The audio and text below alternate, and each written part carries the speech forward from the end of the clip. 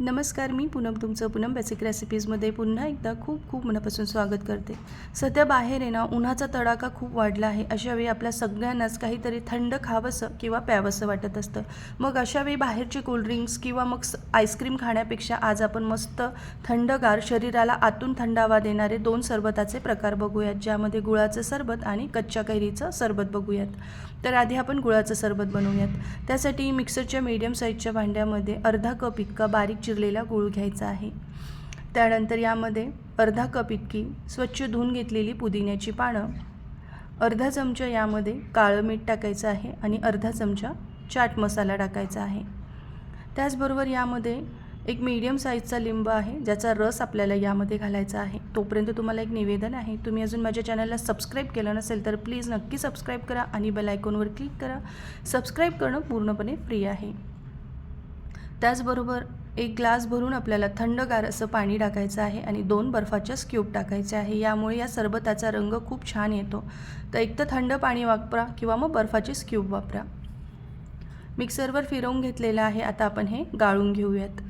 तर याआधीसुद्धा अनेक उन्हाळा विशेष रेसिपी मी तुमच्याबरोबर शेअर केली आहे. अतिशय पौष्टिक आहे, ज्यामध्ये आपण सातूचं पीठ, सातूच्या पिठाचे लाडू कसे बनवायचे हे दाखवलेलं आहे. सरबताचे प्रकार दाखवले आहेत. तर पूनम बेसिक रेसिपीवर जाऊन तुम्ही नक्की सर्च करा. बघा, हे सरबत गाळलं गेलं की यामध्ये आपल्याला चिमूटभर मीठ टाकायचं आहे. मीठ कमी टाका, कारण आपण चाट मसाला आणि काळं मीठ यामध्ये वापरलेलं आहे, म्हणून चिमूटभर मीठ पुरेसं होतं. त्यानंतर यामध्ये साधारण 1 ते 1.5 ग्लास इतकं पुन्हा मी पाणी ॲड केलेलं आहे. आता हे सर्व कसं करायचं, तर थोडेसे बर्फाचे स्क्यूब आधी ग्लासामध्ये टाकायचे. यामध्ये बारीक चिरलेली पुदिन्याची पानं टाकलेली आहे, दिसायला छान दिसतं. आता यामध्ये आपण तयार केलेलं हे गुळाचं सरबत टाकायचं. तर हे गुळाचं सरबत थोडंसं उसाच्या रसाप्रमाणेच चवीला लागतं. एकदा आवर्जून करून बघा. घरामध्ये लहान मुलं असतील तर त्यांना खूप आवडतं हे सरबत.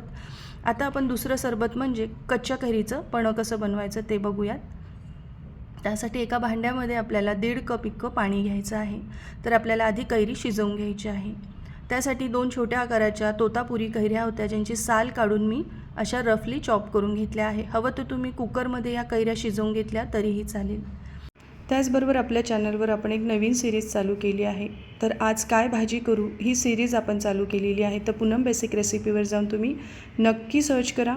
झाकण ठेवून ही कैरी पूर्णपणे मी शिजवून घेतली आहे. एक 7-8 मिनटामध्ये ही कैरी लगेच शिजते, जास्त वेळ लागत नाही.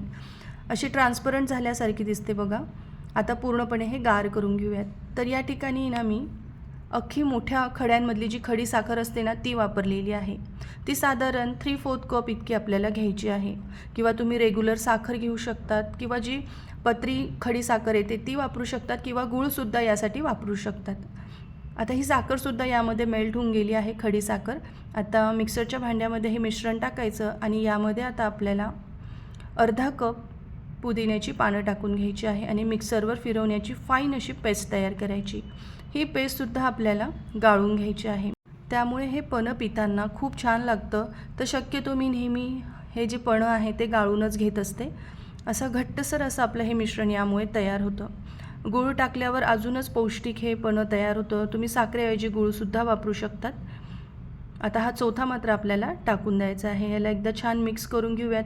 तुम्ही हे फ्रीजमध्ये एक 8-10 दिवससुद्धा स्टोअर करून आयत्या वेळी यापासून सरबत तयार करू शकतात किंवा पणं तयार करू शकतात. आता थंडगार इतकं मी 3 ग्लास पाणी यामध्ये ॲड केलेलं आहे.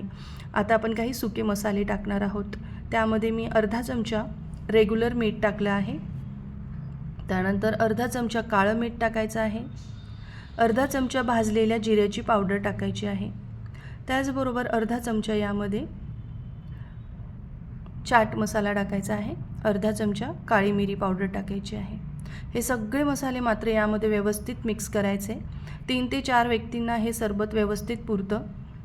या स्टेजला थोडीशी या पण्याची किंवा या सरबताची टेस्ट करून बघायची. काही कमी जास्त वाटले मसाले तर तुम्ही त्यामध्ये ते ॲड करू शकतात. आता आपण हे सरबत किंवा पणं सर्व करण्याआधी छान ग्लास डेकोरेट करणार आहोत. त्यासाठी एका डिशमध्ये कश्मीरी लाल मिरची पावडर घेतली आहे अर्धा चमचा आणि अर्धा चमचा चाट मसाला घेतला आहे. व्यवस्थित मिक्स करायचं आणि जी आपली ग्लासाची रिंग आहे ना ती पण्यामध्ये आपण थोडीशी डीप करायची आणि अशा पद्धतीने हे आपल्याला मस्त डेकोरेट करून घ्यायचं आहे. मस्त चटपटीत लागतं यामुळे हे सरबत किंवा हे पणं पिताना.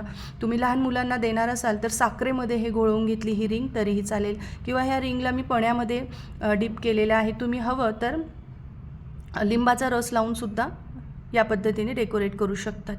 आता काही बर्फाचे स्क्यूब आणि वरती मस्त असं थंडगार हे कच्च्या कैरीचं पन्हं सर्व करायचं आहे. तर तुम्हीसुद्धा या पद्धतीने एकदा आवर्जून करून बघा. रेसिपी आवडली तर कमेंट करून नक्की सांगा. धन्यवाद.